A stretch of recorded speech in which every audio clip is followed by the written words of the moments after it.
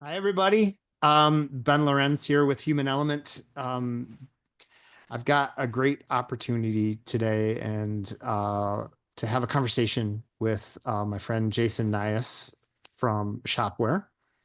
Hello, how are you doing today? Hello. I am doing wonderful. Thank you so much for including me. Yeah, awesome. We've been doing a sort of podcast series about things that affect our industry lately. One of those things is tech layoffs. And we build, e-commerce applications for companies. We also build on the Shopware platform. We are partners with your company, Shopware, and we talk to a lot of manufacturers in the industry. And so as I've been sitting at a couple roundtables with manufacturers, um, I've been thinking of these two concepts of where did all the tech jobs go and how can I get a new one, right? And then another concept of I'm a manufacturer and I'm looking for tech talent, and where the heck is it?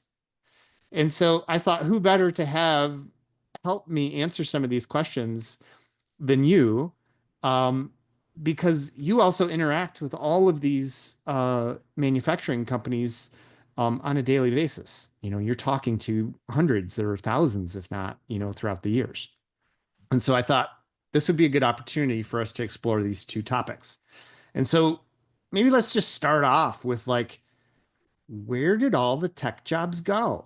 We've had a bunch of layoffs that we're seeing happen in software development. What's happening? Yeah, well, first of all, Ben, thank you so much for having me on. And you're exactly right. We live in the world where we're in boardrooms and with meeting with these manufacturers, and they're all trying to figure out what's next, how they're going to reinvent themselves, how they're going to go more digital.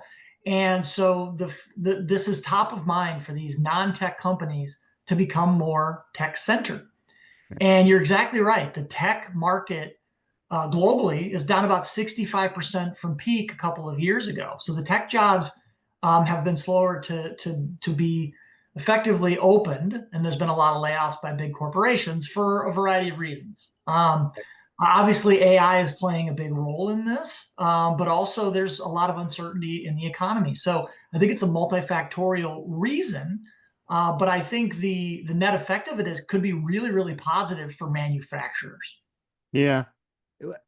On the note of that sort of as layoffs have occurred, one of those sort of pressure points I've seen is the investment organizations that have invested heavily in companies like, say, Big Commerce or, you know, software companies where they're expecting a return. What we've seen from a systems integrator standpoint is that pressure from those investment organizations on the software company has forced them to become more efficient and start thinking about profit margins in ways that they hadn't been thinking about previous. They were thinking about market share, capturing, things, quickly and really getting traction on their platforms. And Right. now they're in sort of like streamline mode. You couldn't be more right. In fact, a lot of this goes back down to interest rates. I mean, the United States Mm, specifically came out of a zero interest rate environment for an extended period of time. yep. And now interest rates are, I'm not an expert, but 6, 5, 6, 7%, depending. Yeah. And what that basically means is the room for error is gone.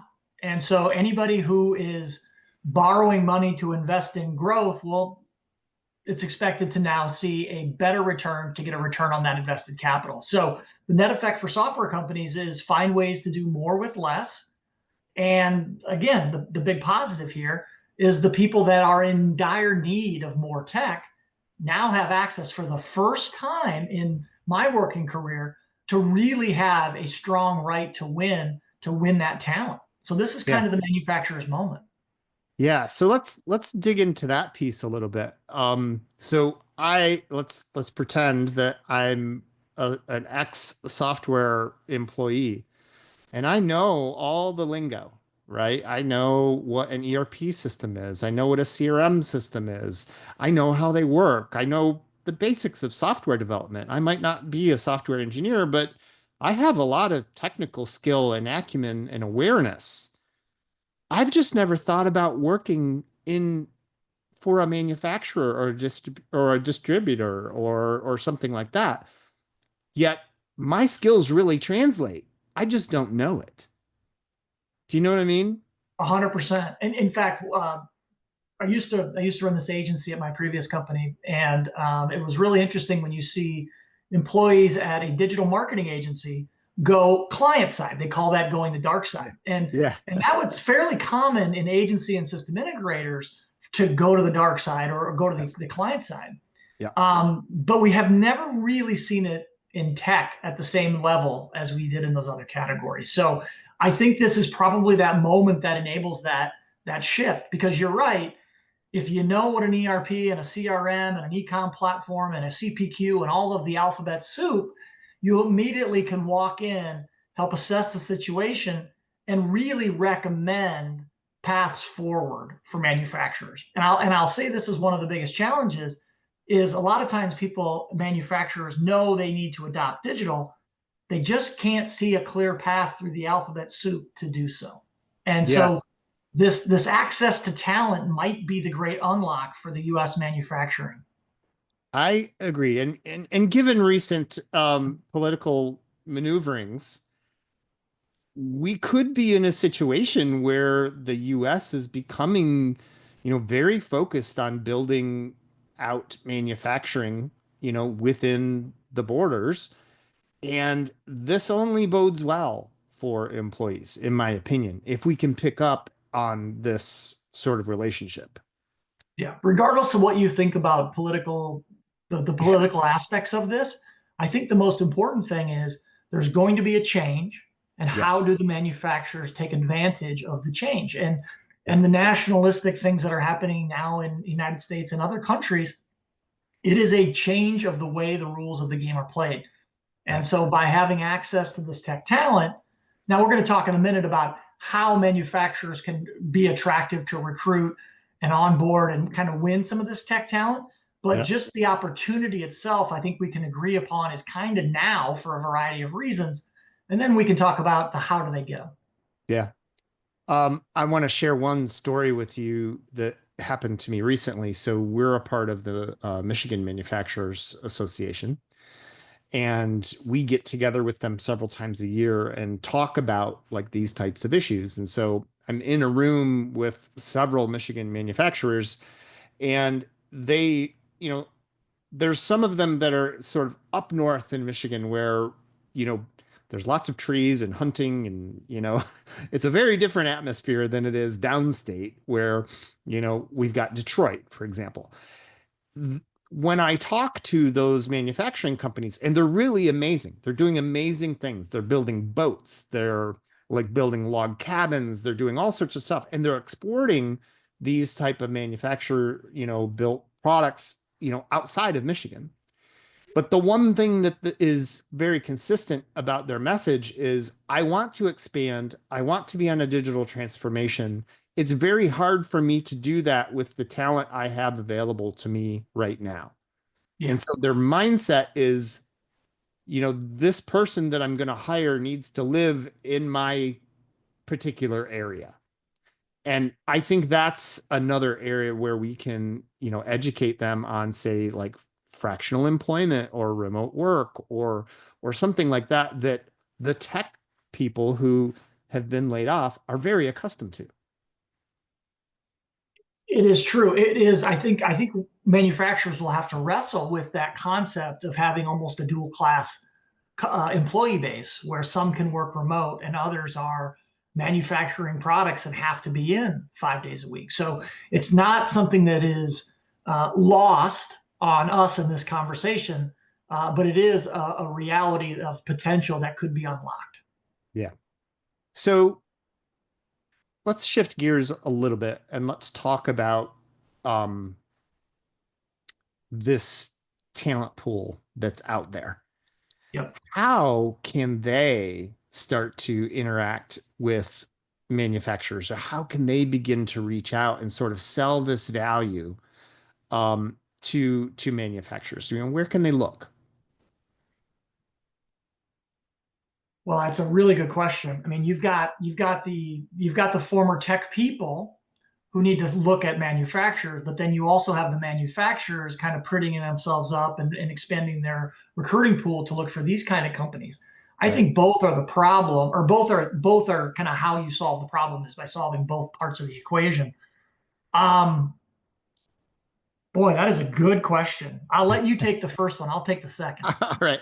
So I have an idea only because I live in Ann Arbor, Michigan, which is sort of in between like, Detroit, where we've had the Industrial Revolution, and the rest of the state where there's a ton of manufacturing north of us, right? And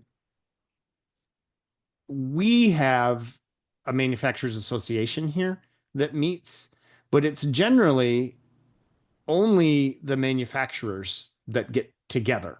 They do one thing a year where they have a big convention and invite people to it, and they show their wares, right? And so it's sort of an outbound type marketing activity. They're not thinking about recruitment. Um, if I were an employee looking, or a potential employee, or somebody that wants to take a manufacturer on a digital transformation, I would start attending those types of things and talking to those groups about um, digital transformation, what we're able to do as an individual within an organization like that, and trying to make friends at manufacturers association conventions, getting Yeah, out there, shaking hands, you know. I mean, and I'm not saying this is true for all manufacturers, but I find we talk about digital IQ sometimes. Um, the digital IQ in manufacturing can sometimes be relatively low for a very high revenue organization. They just want to send out emails to their customers, and they're not sure, they're still sending them from Outlook. You know what I mean? They don't like, that's the level sometimes we're at, but this could be like $100 million, $200 million company. And so that's an opportunity there for a tech person to step in and say, hey, that really makes sense to me. And that's an easy lift. well, I'll take the other side of the equation and talk about the manufacturer and how they position themselves to attract tech talent. Hmm. And what I mean by this is, when the example you just gave is really perfect. Like, when a manufacturer describes what their needs are, they kind of describe them in a very simple, non-strategic way. Yeah. And tech people love to solve big, crazy, hard problems that use a lot of three-letter acronyms. And Yeah. so there's a little bit of a language barrier between the two things. Like, I'm an expert in CRM and segmentation and mass dynamic personalization. I don't I work for a platform. I don't work for a manufacturer. And so I think part of this is manufacturers have to be very mindful about the way they describe the problem they're trying to solve and make sure it is described in a way that attracts some of this tech talent who like the Yeah. bigger problems. And I'll tell you what I mean a little bit more. If you're talking to a manufacturer, one of my favorite things to do at Shopware when when we're meeting these manufacturers, walking the floor, these manufacturers are willing and able to invest in robotics and warehouse automation and all these Yeah. unbelievable things. And then you go to the other side, and it's like technology's been left at that door. Yeah. And The sales so guys are getting faxes still. Exactly. And so, how do manufacturers describe the problem with the front of the house and the elegance and automation and kind of next gen capabilities that they want to get to in the same way, in the same passion they attacked the back part of the house where they manufacture, they have all of this automation. So I feel like that's the language barrier, and the way they attract more talent is by positioning it in a way that's attractive to that segment. Yeah. To build on that a little bit, I would also point out that I think there is a level of fear in manufacturers in how they dive into technical or technological transformation. One, if somebody is not necessarily familiar with something, or understands it completely, they have a tendency to shy away from it, or will say, "Yeah, we got that covered," and they don't, right? And in the tech world, it's like we're risk takers, right? It's the power of possibility.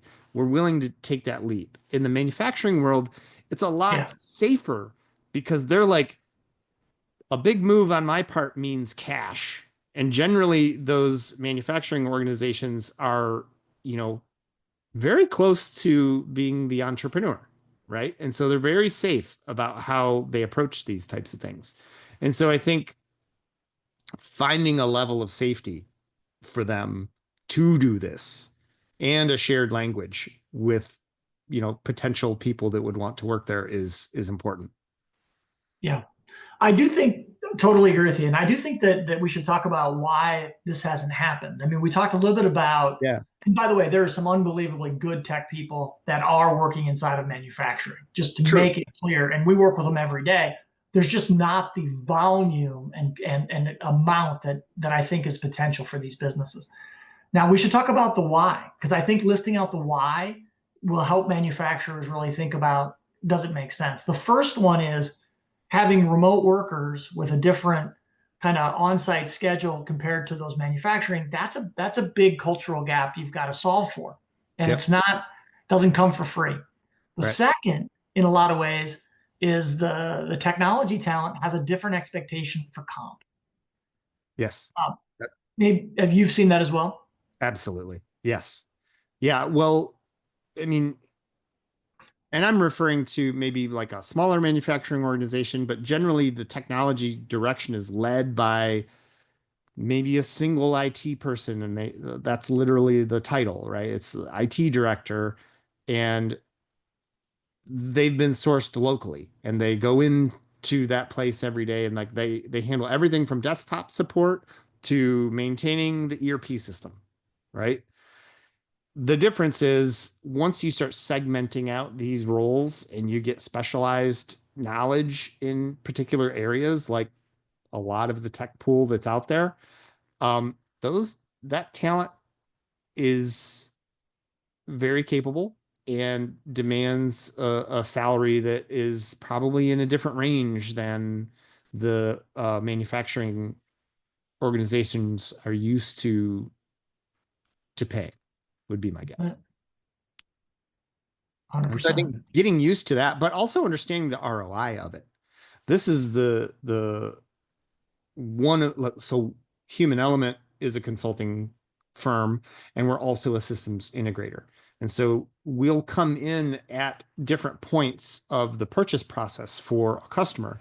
Sometimes we'll come in for platform selection, and we'll be advising them on what type of platform should be put into place to address their goals, right? And when we're doing that, we're sort of saying these are the types of talent and things that are going to be required to get this implemented properly within your organization and identifying whether or not they can do it, right? As a part of that process, we're also saying, hey, this e-commerce implementation that you're investing in, you need to look at that like you're building another factory or you're building a brick and mortar store, right? This is a technology platform that isn't set it and forget it.